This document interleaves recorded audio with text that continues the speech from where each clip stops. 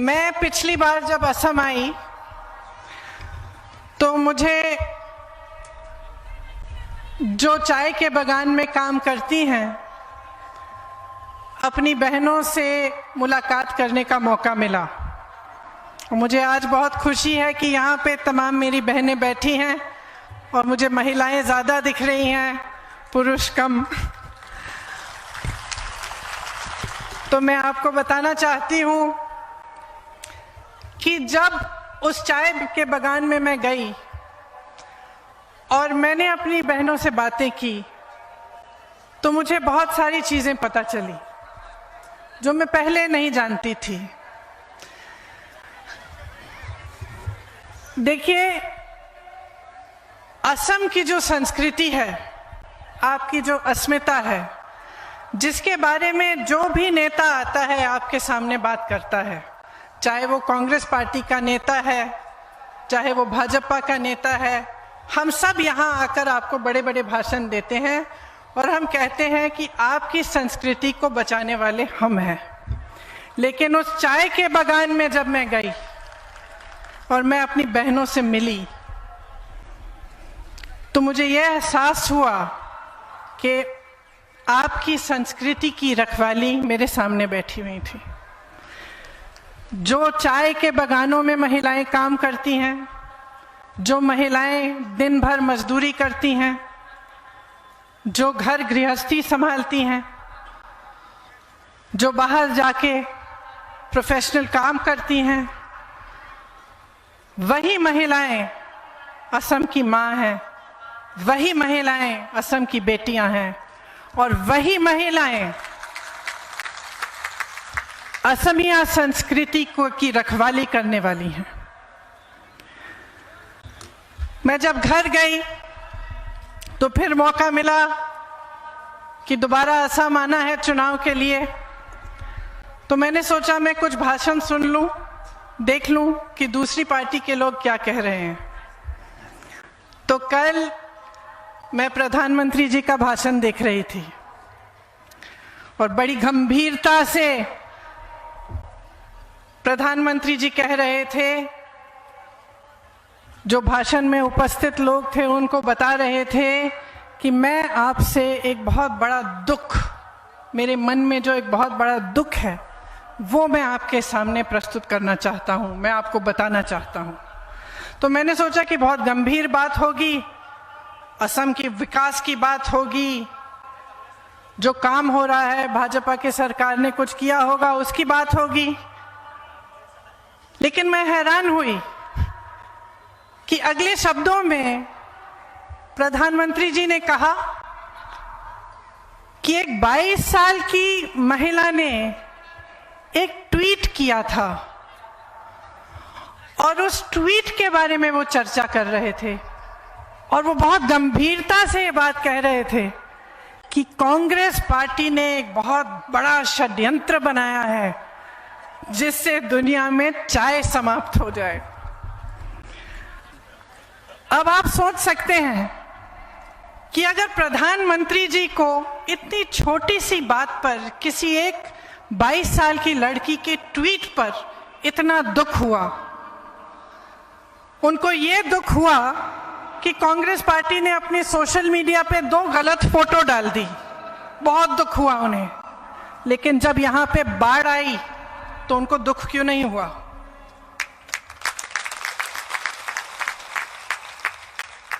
जब यहाँ पे सीएए का आंदोलन चला, असम में आग लगी, तो प्रधानमंत्री जी को दुख क्यों नहीं हुआ?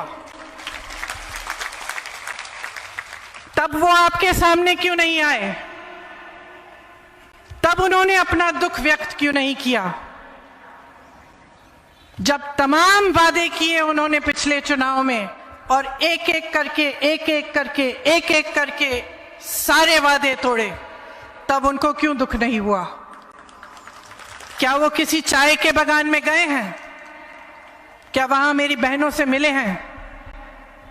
क्या मेरी बहनों की उंगलियों पे जो छाले हैं, जो ये चमड़ी सख्त हो चुकी है काम करते करते, पत्तियां छीलते छीलते, क्या उन्होंने देखी हैं? क्या उस पे उन्हें दुख नहीं हुआ कि उन्होंने वादा किया था कि आपकी दिहाड़ी 350 रुपए की होगी और आज तक आपको 350 रुपए नहीं मिले हैं? तो मुझे ऐसा लगा कि मैं चुनाव की सभा में आऊंगी तो मुझे आपको बड़े बड़े भाषण नहीं देने। आप महिला हैं, मेरी तरह माँ भी होंगे, आप में से नौजवान लड़कियां होंगी जो अपना भविष्य बना रही हैं। मैं दिल से आपके सामने कुछ चीज़ें कहना चाहती हूँ, आपको दिल से कुछ चीज़ें बताना चाहती हूँ। देखिए, समाज का सबसे बड़ा बोझ आप उठाती हैं। एक महिला चाहे बड़े से बड़े परिवार की हो, चाहे गरीब हो, चाहे मजदूर हो, चाहे खुद एक उद्योगपति हो, हमेशा समाज का बोझ उठाती है। उस पर ये बोझ आता है या ये जिम्मेदारी आती है कि घर भी चलाए, गृहस्थी भी चलाए, बच्चों की परवरिश करे, परिवार में जितने भी सदस्य हैं उसे खुश रखे। ये सब उसकी जिम्मेदारी होती है। इसके साथ साथ वो मजदूरी भी करती है, काम भी करती है, कमाती भी है। तो मैं चाहती हूं कि आपसे जब मैं बात करूं तो मैं सिर्फ सच्चाई बोलूं, और जिस सच्चाई से आप गुजर रहे हैं, जो असम में आज हो रहा है, उसके बारे में मैं आपसे बात करूं। तो देखिए, भाजपा ने आपसे बहुत वादे किए थे पिछले चुनाव में। आपसे कहा था कि 25 लाख रोजगार आपको मिलेंगे। क्या वो रोजगार मिले? नहीं मिले। जाति, भाटी और बेटी की रक्षा करेंगे, बहुत बड़ी बड़ी बातें बोली। उन्होंने कहा था कि असम अकॉर्ड में जो खंड 6 है, जिससे आपकी संस्कृति सुरक्षित रहती है, उसको लागू करेंगे। उसे भी लागू नहीं किया। उन्होंने कहा था सीएए लागू नहीं करेंगे, लेकिन सत्ता में आते ही सीएए लागू करने की बात की। चाय के बागानों में उन्होंने कहा था तमाम सुविधाएं मिलेंगी, लेकिन जिन महिलाओं से मैं मिली उन्होंने मुझे कहा कि ना चिकित्सा की सुविधा है, न टॉयलेट की सुविधा है, न उनकी दिहाड़ी बढ़ाई गई है। एक महिला ने मुझे बताया कि एक दिन की दिहाड़ी नहीं मिलती तो परिवार में कोई ना कोई सदस्य भूखा सोता है। तो ये सच्चाई है आपके सामने, और इस सच्चाई के पीछे जो राजनीति है, उसने आपको वादा किया था कि आपको जो मुख्यमंत्री मिलेगा, असमिया मुख्यमंत्री मिलेगा, आपकी सरकार असम के लिए असम से चलाई जाएगी। नतीजा क्या निकला? असम के 2-2 मुख्यमंत्री चल रहे हैं।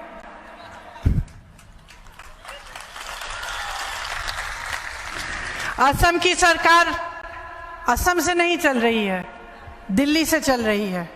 यहां तक कि असम गण परिषद को भी मान लो दिल्ली गण परिषद बना रखा है।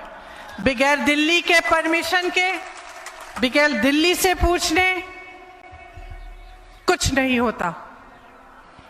उस समय आपको कहा था एक असमिया मुख्यमंत्री मिलेंगे। आज उसी मुख्यमंत्री को उन्होंने दुर्बल बना लिया है।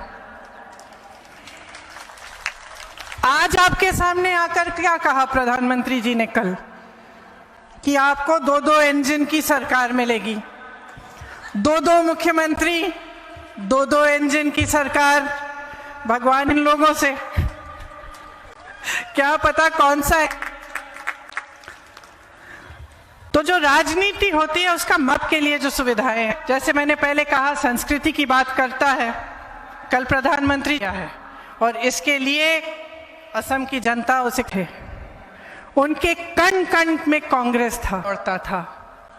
क्या ऐसे कहते हुए प्रधानमंत्री जी ने ये नहीं सोचा तरह इसके मुख्यमंत्री उनका इतना भी आदर नहीं किया कि वो जाने कि श्रीमंत लोकप्रिय गोपीनाथ बोरदोलोई जी के नाम जा रही है, अरबपति मित्र को देने जा रहे में उनको वो भी किसी बड़े उद्योगपति को सौंपी, छीन कर देने की कोशिश की। जब असम की जनता ने विरोध किया तो महिलाओं पे लाठियां बरसाई, एक गर्भवती महिला को पीटा, किसानों को जेल में डाल दिया गया। सब कुछ सिर्फ उस बाहरी उद्योगपति मित्र को मदद करने के लिए किया। क्या ये असम की संपत्ति को बचाने का काम है? आपको याद होगा, भाजपा सरकार अपने बाहरी खरपति मित्रों को आपकी जमीन देने की एक ऑर्डिनेंस लेके आए थे। उसमें लिखा था कि उनको यहाँ की जमीन लेने के लिए कोई परमिशन, कोई क्लियरेंस, कोई लाइसेंस की जरूरत नहीं पड़ेगी।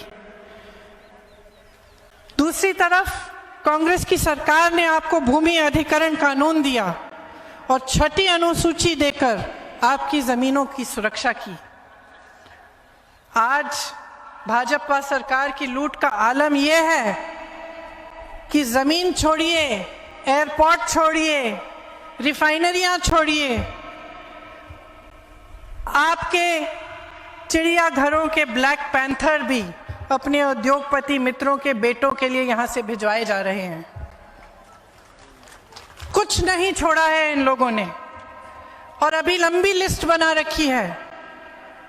नुमालीगढ़ की रिफाइनरी भी बेचना चाह रहे हैं। एक तरफ सीएए से आपकी संस्कृति को बर्बाद करना चाह रहे हैं, आपकी संस्कृति पर हमला कर रहे हैं।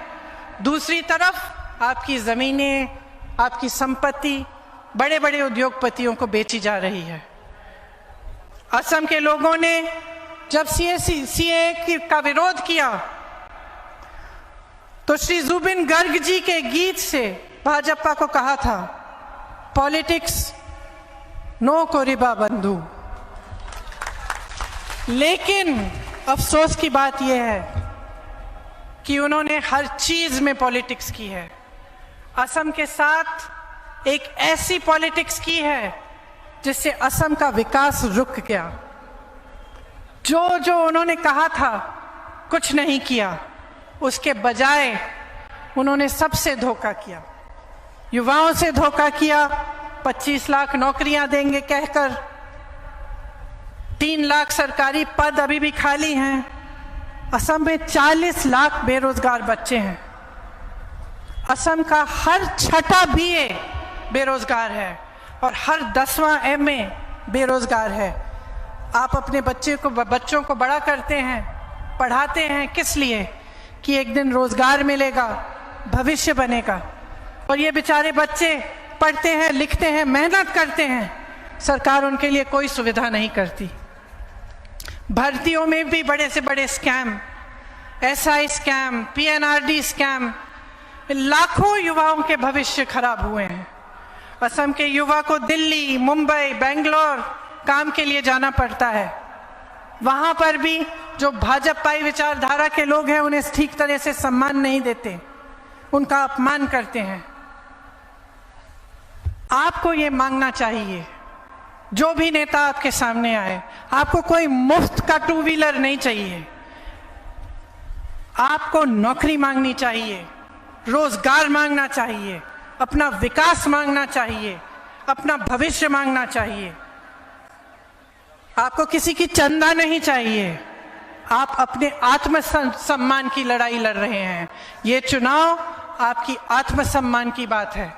जिस तरह से युवाओं को धोखा दिया है, उसी तरह से चाय के बगान के श्रमिकों को धोखा दिया है। कहा था टी ट्राइब्स को एक अलग दर्जा देंगे, नहीं दिया। जमीन के पट्टे देंगे, वो भी नहीं दिए। जैसे मैंने पहले कहा 350 की दिहाड़ी देनी थी, वो भी नहीं दी। अब चुनाव आ रहा है, कुछ हफ्ते पहले थोड़ी सी बढ़ा दी, ये दिखाने के लिए कि हम कुछ करेंगे आपके लिए। तो जब ये आपके सामने आकर इतने बड़े बड़े वादे करते हैं कि हम आपका भविष्य बनाएंगे, हम विकास कराएंगे, तो आप इनमें विश्वास कैसे कर सकते हैं? क्योंकि आपका अनुभव रहा है, आपने देखा है 5 सालों में क्या किया गया आपके लिए। जब कांग्रेस की सरकार थी, जब तरुण गोगोई जी की सरकार थी। हो सकता है कि कांग्रेस से भी कुछ गलतियां हुई, लेकिन विकास तो हुआ था असम का। आपकी संस्कृति तो बचाई गई थी। कोई सीए जैसा कानून तो नहीं थोपा गया था आप पे। तो आप मेरी बहनें हैं, आपके सामने खड़े होकर सिर्फ ये कहना चाहती हूं, अपने जीवन की परिस्थिति आपसे अच्छी तरह से कोई नहीं जानता। मैं नहीं जानती, मेरे साथ बैठे हुए नेता भी शायद इस तरह से नहीं जानते होंगे जिस तरह से आप जानते हैं। रोज आप उस सच्चाई का सामना करते हैं। तो जब आप निर्णय लेने जाएंगे, बहुत सोच समझ के लीजिए। कांग्रेस पार्टी ने इस चुनाव में एक अच्छा काम किया है। चुनाव से पहले आपके बीच हमारे पार्टी के नेता आए, पूरे असम में घूमे और जो आपकी मांगें थी, जो आपकी समस्याएं थी, उनको समझने की उन्होंने कोशिश की। उसमें से उनको ये लगा कि 5 ऐसी चीजें हैं जो अगर आपके लिए आप कर पाए जब सरकार में आए तो आपको बहुत सुविधा होगी। तो कांग्रेस ने इस चुनाव में 5 गारंटी तय की हैं। ये वादे नहीं हैं, ये खोखले वादे नहीं हैं, ये झूठ नहीं है। ये 5 गारंटी हैं कि कांग्रेस कह रही है कि हमारी सरकार बनेगी तो हम गारंटी करते हैं कि ये काम हम आपके लिए करेंगे। क्या है ये 5 गारंटी? सबसे पहले तो रोजगार की बात है। हम 25 लाख रोजगार का दावा नहीं कर रहे हैं, हम 5 लाख रोजगार देने का दावा कर रहे हैं। क्यों? क्योंकि हमें मालूम है कि एक ऐसा दावा है जिसे हम पूरा कर सकते हैं। ये खोखला नहीं है। हम भी कह सकते थे 25 लाख करेंगे, लेकिन हम वो कह रहे हैं जो हम करके दिखाएंगे। हम कह रहे हैं कि किसी भी हालत में असम में सीएए लागू नहीं होने देंगे, कि किसी भी हालत में असम की संस्कृति पर आंच नहीं आने देंगे, कि जैसे कांग्रेस पार्टी के शासन में आपको हमेशा एक अहमिया मुख्यमंत्री मिला है, उसी तरह से कांग्रेस की सरकार आएगी तो आपको फिर से एक अहमिया मुख्यमंत्री मिलेंगे जो चौथी गारंटी को पूरा करेगा। चौथी गारंटी यह है कि हर महीने आपको 200 यूनिट बिजली मुफ्त मिलेगी। इससे कम से कम 1200 रुपए का बचाव आपका होगा। तो हर महीने 200 यूनिट बिजली फ्री मिलेगी आपको।